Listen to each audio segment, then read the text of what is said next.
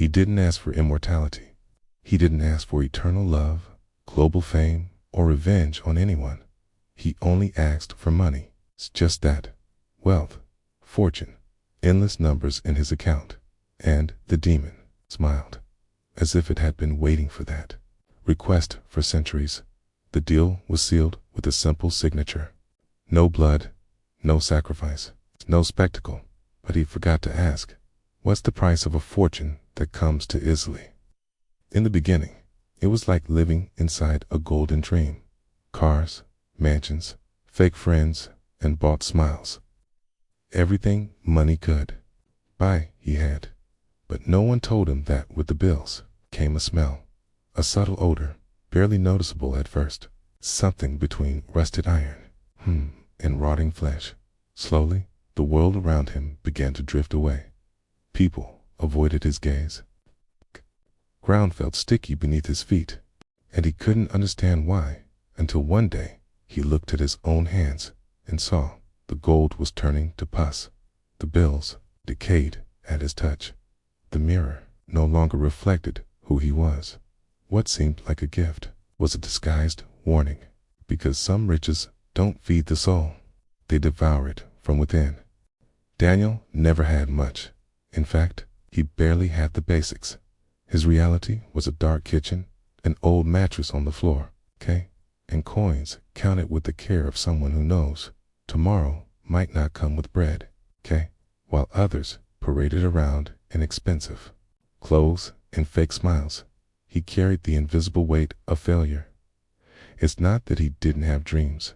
He did plenty, but the world doesn't listen to those who speak softly. It doesn't embrace those who arrive with empty hands.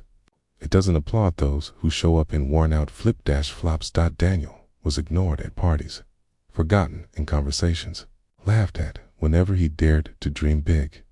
And the more the world laughed, the more he wanted to make it choke on every laugh, the more he needed to prove he was worth something.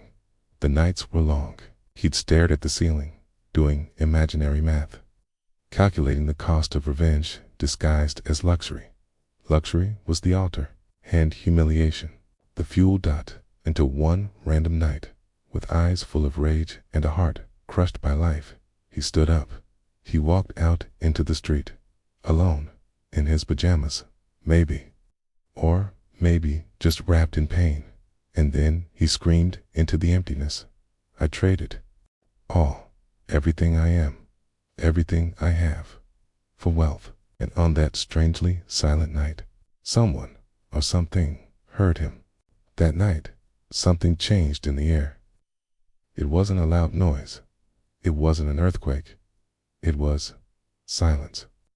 A thick, suffocating silence, like the world was holding its breath.